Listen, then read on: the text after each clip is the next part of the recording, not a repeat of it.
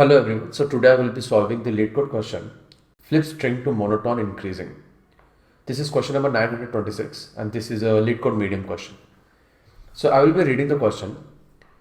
A binary string is a monologue increasing if it consists of some number of zeros, possibly none, followed by some number of ones, also possibly none. You are given a binary string S, you can flip S index of I, change it from 0 to 1 or from 1 to 0. Return the minimum number of flips to make it S monotone increasing. So this is an example they have given. Okay, so what I will be doing is, I will be drawing up the solution I will be doing, right, and then I will be going to the code. So let's go. So let's take the input S is equal to, let me check if it's recording. Yeah, S is equal to, let's say 0 0 1 1 0 0, right? So what I will be doing is, I will be traversing to the first one, right? So let's even forget about them. So after the first one, what we have is, including this 1 1 0 0. What I will be doing is checking how many ones are there and how many zeros are there, and on the basis of that I will be deciding if I want to change the zeros to 1 or the ones to zeros, right? For example, how this would be solved is, let's take this array as an example, right? I have 0 0 1 1 0 0. So I skip these two and go directly to 1, right, with a loop, right? When I reach this one, I will take count of 1 is equals to 1 and count of 0 is equals to 0 for now, right? Then I reach this, then this would be count 1 is equals to 2, count 0 is still equals to 0. Then I reach this. Now count 1 would be like C1, right? I am shorting it. C1 would be what? 2 and C0 would be 1, right? And then finally here C1 would still be 2 and C0 would be 2, right? So on the basis of that, what I would do is I would just return the count of 0 here. What that means is, after the first time we encounter this one, right, I will count the number of ones and zeros and I will return this. In this case, in this example, I will return the number of zeros because, okay, I would know that, okay, to get this sorted in like a ascending order, right, I would have to change these two zeros to 1 to make this answer correct, right? So let's take another example here and let's go with the last example, right? It is the example number 3. As I said, what I would do is skip past these 3, then I would come here, right? I would take C1 is count of 1, would be 1. In the next loop, C1 would be count of 2, right? In the next loop, C0 would be count of 1. On the next loop, C0 would be count of 2, right? In the next loop, C0 would be count of 3, right? C0 would be count of 3. Now here I would determine is, like, after the first one we encounter, which was this one, after the first count we encounter, there are more zeros than 1 here, right? Including this one, there are more zeros than 1.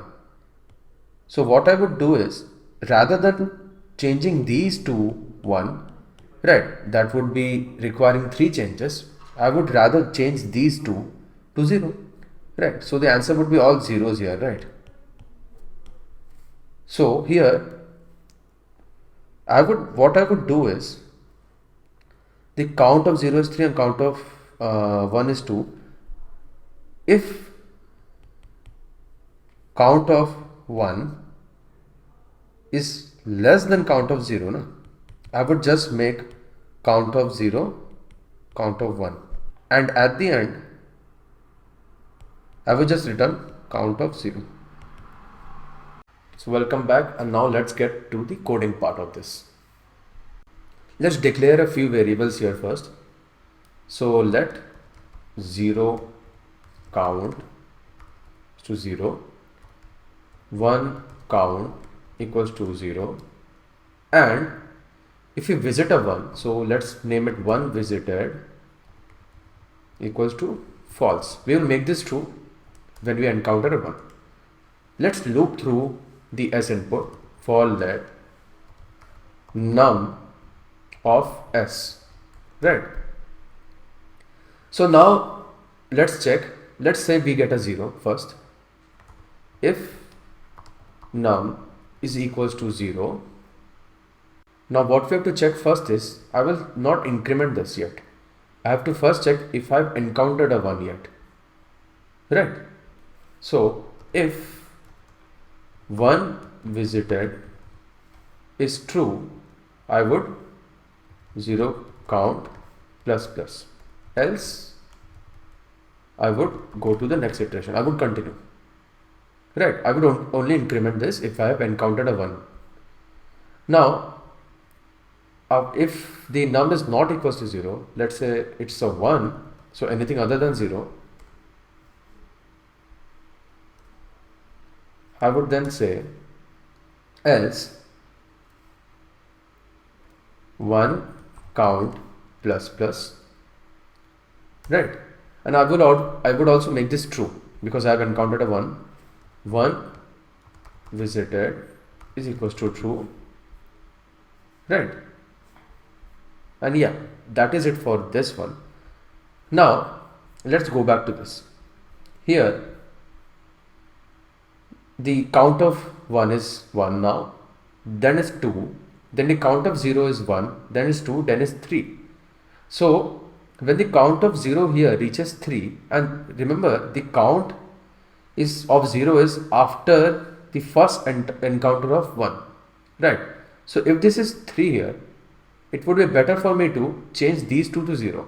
So the best thing to do is, so I would, outside of this if else block, I would assign if, especially in this case, if 0 count is strictly more than 1 count, I would assign 0 count to 1 count, and at the end I would just return 0 count. Yeah, so in this case I would assign 0 count, which was 3, to 2, which is 1 count in this case, and I would return 0 count. And this would work in other cases also. So let's see here, right? So from here I encountered the first one, so the 1 count would be 1, then it would be 2, and then 0 count would be 1, right? So in this case I would just return 0 count because this won't be true, right? Because the 0 count in that first example is 1 and this was 2, so this won't be assigning anything, so I would be returning the 0 count, which means it would be better for me to just change this to 1 rather than change these two to zeros to get the sorted S, right? So let's submit this.